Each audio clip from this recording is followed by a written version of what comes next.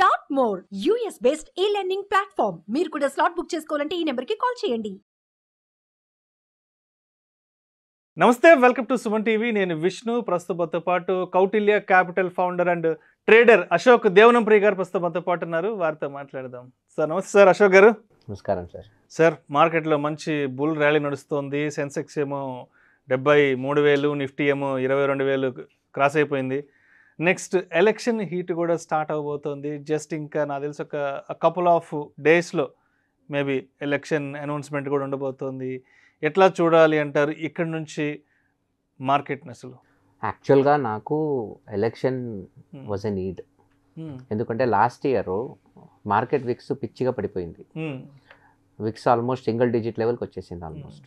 ఇప్పుడు Vicks almost 15 పైన ఉంది. 6 నెలలు ఆల్మోస్ట్ విక్స్ వచ్చి ఒక 10 to 12 రేంజ్లోనే ఉండేది. మార్కెట్లో ఒక ట్రేడర్కి వొలటాలిటీ కావాలి. నాకు మార్కెట్ పైకి వెళ్ళినా డబుల్ చేస్తా, మార్కెట్ కింద పోయినా డబుల్ చేస్తా, మార్కెట్ ఎక్స్ట్రీమ్ వొలటాలిటీ చూపిస్తే డబుల్ చేస్తాం.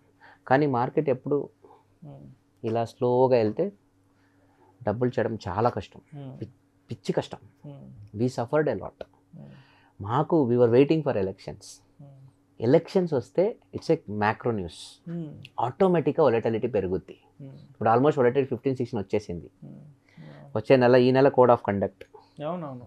ఓకే, దాన్ని నీతి సంహితం అంటారు మీ భాషలో.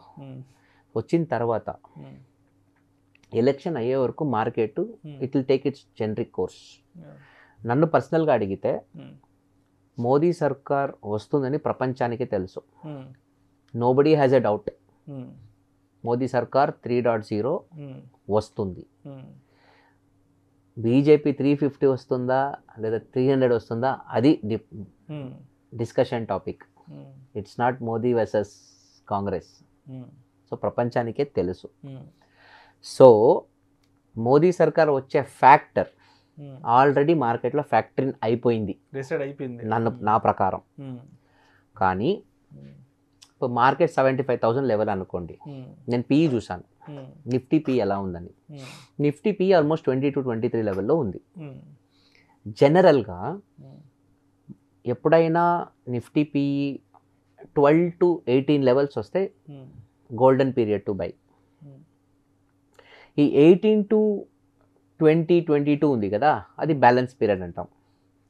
ఈ 28 and above is a risky period. జనరల్గా మీరు .com బస్ చూసుకోండి, మీరు 2008 సబ్ప్రైమ్ క్రైసిస్ చూడండి, మీరు 2013 గ్రీస్ క్రైసిస్ చూడండి. ఎప్పుడు చూసినా when ever Nifty PE goes to 28-30 levels market పడుతుంది. ఎక్సెప్ట్ కరోనాలో ఏం జరిగింది? అర్నింగ్స్ పడిపోయింది. అర్నింగ్స్ పడిపోయినప్పుడు ఆటోమేటిక్గా పిఈ పైకి వెళ్ళిపోతుంది. పిఈ 40 లెవెల్కి వెళ్ళిపోయింది యాక్చువల్గా. ఇప్పుడు 23 లెవెల్లో ఉంది. నన్ను అడిగితే the market is still reasonable. Market still has potential to grow another 30% from here. ఇప్పుడు 22-23 లెవెల్స్ నుంచి 28 పోవాలంటే ఇంకా ఒక 25% అప్సైడ్ పొటెన్షియల్ ఉంది. ఆ అప్సైడ్ పొటెన్షియల్ వస్తే పిఈ 28 అవుతుంది. అంటే ఒక పీక్ లెవెల్ అంటాం కదా, అక్కడ వస్తుంది. కానీ ప్రపోర్షనేట్గా అర్నింగ్స్ కూడా పెరిగితే this will always go maintainable. జనాలు అడుగుతున్నారు, అశోక్ నీ ప్రకారం నిఫ్టీ ఎప్పుడు, సెన్సెక్స్ ఎప్పుడు 1 lakh అవుతుంది? నన్ను అడిగితే పర్సనల్గా సెన్సెక్స్ 1 lakh కాదు, సెన్సెక్స్ 10 lakhs అవుతుంది. లాస్ట్ టైం ఎవరు అడిగారు నన్ను, నేను 10 lakhs అని చెప్పాను. They laughed at me. I said it's non sense. నేను ఒక మాట చెప్పాను, గత 25 సంవత్సరాలలో బిఎస్సి సెన్సెక్స్ 15.9% CAGR గ్రోత్ చూపించింది. BSE Sensex showed 15.9% CAGR. అంటే మోర్ దెన్ 20 times చేసింది లాస్ట్ 25 yearsలో. ఇప్పుడు నుంచి నెక్స్ట్ 25 years BSE Sensex ఏమైనా అట్లీస్ట్ 12% గ్రోత్ చూపిస్తే 25 yearsలో, పోయిన ఏడాది మనము ఆజాదీ కా అమృత మహోత్సవం అయింది. ఇప్పుడు ఇంక 25 ఏళ్ళ తర్వాత ఆజాదీ కా శతమానోత్సవ్ వస్తుంది. అప్పట్లో by that time Nifty can easily be 10 lakhs. Mark my words. ఎందుకంటే take India as a country. First trillion మనకి 60 ఏళ్లలో వచ్చింది. 1947లో మనకి ఇండిపెండెన్స్ వస్తే to become a $1 trillion country India దాదాపు 58 సంవత్సరాలు తీసుకునేది. First trillion. సెకండ్ ట్రిలియన్ 9 ఏళ్లలో వచ్చింది. ఫస్ట్ ఇప్పుడు మనం బిజినెస్ చేస్తాం, ఫస్ట్ ₹1 కోటి 30 ఏళ్ళు సంపాదించాడు, సెకండ్ కోటి 5 ఏళ్ళు వచ్చింది అంటారు కదా, సేమ్. సెకండ్ ట్రిలియన్ 9 yearsలో వచ్చింది, థర్డ్ ట్రిలియన్ 5 yearsలో వచ్చింది, ఫోర్త్ ట్రిలియన్ మళ్ళీ ఇంకో 5 years లోపల వచ్చేసింది. దీని తర్వాత ఎవ్రీ 3 years ఇంకో ట్రిలియన్ వస్తుంది, ఇంకో ట్రిలియన్ వస్తుంది. ఆ లెవెల్ గ్రోత్ రావాలంటే మార్కెట్ హ్యాస్ టు పర్ఫామ్.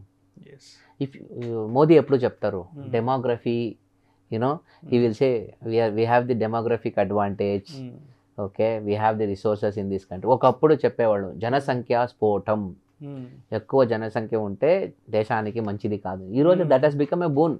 మేము చిన్నప్పుడన్నీ ఎజెల్ రాసాం తెలుసా, పాపులేషన్ ఎక్స్ప్లోజన్, జన విస్ఫోటనం. సో అవంతా ఏం లేదు ఇప్పుడు. So today we have reached such a crucial point. మీరు if you look at American economy and Chinese economy, ఆ 3-4 ట్రిలియన్ ఉంది కదా, అక్కడి నుంచి 10 పోయేది చాలా ఈజీ, అలా వెళ్ళిపోతుంది. It's just a matter of time and push అంతే.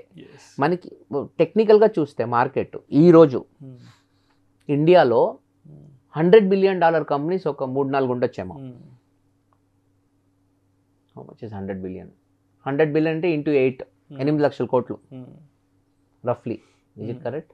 8,000 కోట్లు 1 billion, 80,000 కరెక్ట్, 8 లక్షల కోట్లు.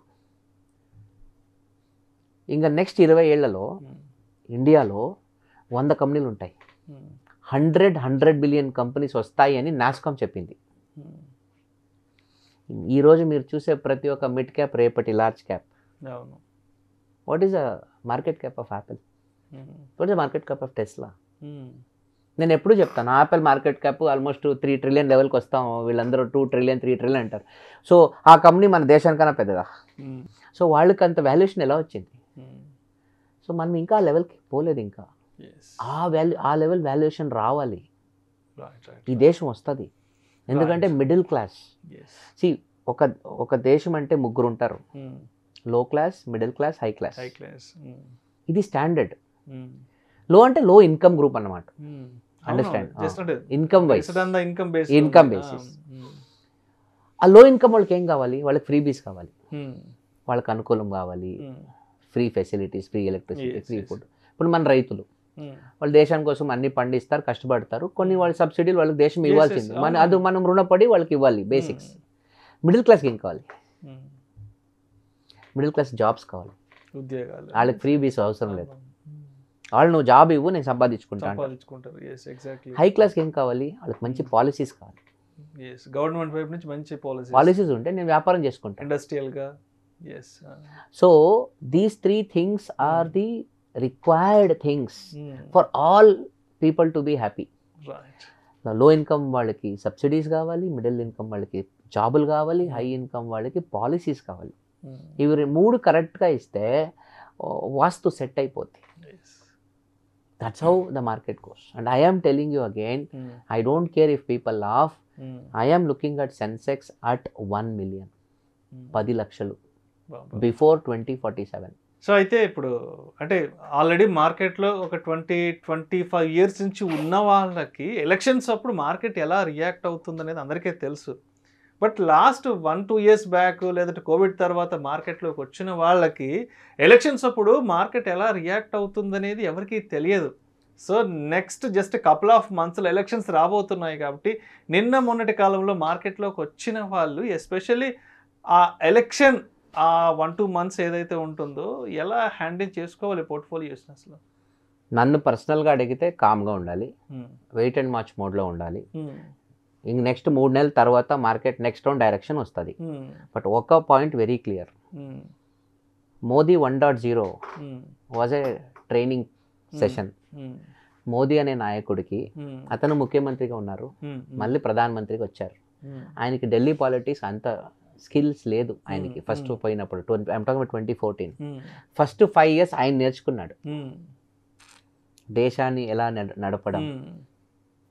కరెక్ట్. నెక్స్ట్ 5 years తను నేర్చుకునింది ఇంప్లిమెంట్ చేశారు.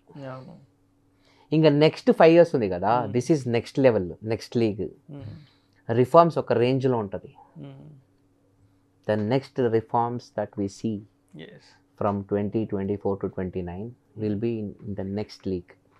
ఎందుకంటే సెంట్రల్ గవర్నమెంట్కి they have amazing partners today. NDA is very strong. Okay, వాళ్లకు కంప్లీట్ సపోర్ట్ ఉంది. లోక్సభలో పవర్స్ ఉన్నాయి, రాజ్యసభలో కూడా పవర్స్ ఉన్నాయి. పెద్ద పెద్ద రిఫార్మ్స్ చేయడానికి అనుకూలం ఉంది. ఈరోజు కూడా అపోజిషన్ వాళ్ళు జిఎస్టీ గురించి కమెంట్ చేస్తారు, డిమానిటైజేషన్ గురించి కమెంట్ చేస్తారు. I'm telling GST is a super success. జనాలు కష్టమైంది, ఐఎమ్ నాట్ డినయింగ్, బట్ దేశానికి మంచిది. 2, డిమానిటైజేషన్ ప్రాబ్లం అని చెప్పారు. డిమానిటైజేషన్లో ఏం జరిగింది? డబ్బులు గవర్నమెంట్ అనుకున్నంత డబ్బులు ట్రెజరీలో మిస్ అవ్వలేదు. సర్క్యులేషన్లో ఎంత డబ్బు ఉందో ఆల్మోస్ట్ అంత వచ్చేసింది. గవర్నమెంట్ ఏమనుకుంది, కొంత డబ్బులు రాదు, సో అది రైట్ ఆఫ్ అయిపోద్ది అని అనుకుంది. బట్ డిజిటల్ ఇండియాకి ఒక రూట్ చూపించింది. ఈరోజు 2016 నుంచి కంప్లీట్ బిచ్చగాళ్ళు కూడా పేటీఎం వాడుతున్నారు. మొన్న German one of the senior politician from Germany, he came with to Bengaluru. He went with one of our leaders. ఒక కోకోనట్ వాటర్ తాగి అక్కడే స్కాన్ చేసి పేమెంట్ ఇచ్చారు. He was stunned. So what happened? That boss, we just made a payment, the money went to the bank. నేను హానెస్ట్గా చెప్తున్నాను, అక్టోబర్లో as a part of the IIM Bengaluru university alliance I went to Switzerland. ఒక షాప్లో card swipe చేసి ఇంకో షాప్లో card swipe అవుతలేదు. Irritation. You have to carry cash. ఒక షాప్లో స్వైప్ అవుతే ఇంకో షాప్లో స్వైప్ అవుతలేదు. My global card is not working. Every country cross అయినా అదొక పెద్ద నస. యూరోప్లో I just remembered, India is such a great country యార్. We have so much of luxuries. My mobile is my wallet. I don't need. That's why hats off to India and Indian government. Yes. Definitely the kind of transformation that we have got, nobody can come closer. That is phenomenal. ఇంకో example చెప్తాను. 3 months back Dubai office as a part of our investor visa policy దుబాయ్కి పోయి రావాలి. దుబాయ్లో we got our mobile recharge. ఒక 1000 రూపాయలు recharge చేసి అరగంటలో ఖాళీ అయిపోతుంది. ఇక్కడ మనము 500 రూపాయలకి రీఛార్జ్ చేసుకుంటాము, జియో వేసుకుంటాము, ముఖేష్ అంబానీ బూతులు తిడతాం. మన జనాలు అంతే. 2000 రీఛార్జ్ చేసుకుంటే 12 months మనకి 12 months వాడుకుంటారు కదా. వాళ్ళే ఇంటర్నెట్ లో పోయి ముఖేష్ అంబానీ అట్లా బిజినెస్ వాళ్ళు ఇట్లా అని వాళ్ళని తిడతారు. వీళ్ళు 500 రీఛార్జ్ చేసుకుంటే 3 నెలలు. యాక్చువల్లీ ఏ దేశమైనా మై బిలీఫ్ జై జవాన్, జై కిసాన్, జై business man. Any country should never forget all 3. The farmer who feeds you, the soldier who protects you, okay, and the businessman who employs you. ఆ ఒక రుణం ఉండాలి మనకి. అంటే ఇక్కడ ఉంటున్నాం కాబట్టి ఈ దేశం విలువ తెలియట్లేదు. ఒక్కసారి బయట దేశంకి వెళ్ళి వెనక్కి తిరిగి చూస్తే ఇక్కడ ఏముంది, ఇక్కడ ఏం మిస్ అవుతున్నాం, అక్కడ ఏం దొరకట్లేదు అన్న నా పార్ట్నర్ చెప్పాడు, సార్ ఏంటి సార్ ఇది నాకు నష్టపెడుతుంది ఇది సార్, ఛార్జ్ చేస్తాను సార్, ఒక ఇమేజ్ డౌన్లోడ్ అయితే ఇక్కడ కరెన్సీ ఓవర్ అంటుంది సార్. మన ఊర్లో సినిమాలు డౌన్లోడ్ చేసుకునేవాళ్ళు మొబైల్లో. ఇవన్నీ యోగం. నిజంగా వరల్డ్ లో చాలా చీపెస్ట్ ఇంటర్నెట్ మనకే అవైలబుల్ అవుతుంది. ఇప్పుడు ఇక్కడ ఇరానీ చాయ్ తాగినాం 15 రూపాయలకి మనం. అక్కడ I still remember I went to the city of Saint Gallen university campus. కోపం వస్తుంది. 80 CHF 80 Swiss francs ఒక కాఫీ దాదాపు 800 రూపాయలు. Sorry 8 francs, sorry not 80, 8 francs. ఈ దేశం స్వర్గం. ఇక్కడ యాక్చువల్గా ఇంకో మాట తను వన్ ఆఫ్ ది యూరోపియన్ నేను చెప్పాను, ప్రపంచ దేశాల్లో ఎవడైనా బిచ్చగాడు ఉంటే ఆడికి భారతదేశం స్వర్గం. The way the poor are treated in this country, no country in the world will treat. మన దేశంలో పేదవాళ్ళకు ఉండే కొంచెం కేర్ ఉంది కదా, అట్లని మేమేమి అందరినీ బాగా చూసుకుంటామని లేదు. ప్రతి దేశాల్లో వాళ్ళ కష్టాలు ఉన్నాయి. అలా చూస్తే మనం చాలా కష్టపడే దేశం. 50% పావర్టీ ఉన్న వాళ్ళు ఉంటారు, బీపీఎల్ ఫ్యామిలీ, వాళ్ళని మేము సాకాలి. కానీ వాళ్ళని చాలా గౌరవంగా చూసుకుంటున్నాం. ఈ గౌరవం అక్కడ బయట డబ్బులు లేని వాళ్ళకి ప్రపంచ దేశం ఎక్కడ గౌరవం లేదు. అంత మానవత్వం, హ్యూమానిటీ ఉందంటే 100%. భారతదేశం. ఐ ప్రామిస్ యూ, ఏ ఫోరం అయినా గర్వంగా చెప్పుకోవచ్చు. Right sir, right sir, right. Thank you so much Ashok Devanampriya garu. Next ఎలక్షన్స్కి మార్కెట్ ఎలా రియాక్ట్ కాబోతుంది, కొత్తగా మార్కెట్లోకి వచ్చే వాళ్ళు మార్కెట్ని ఏ విధంగా బ్యాలెన్స్ చేసుకుని ముందుకు వెళ్ళాలి అనే అంశం గురించి చాలా చక్కగా మీ విశ్లేషణ మనసువంటి ప్రేక్షకులు తెలియజేస్తారు. Thank you so much sir. Thank you.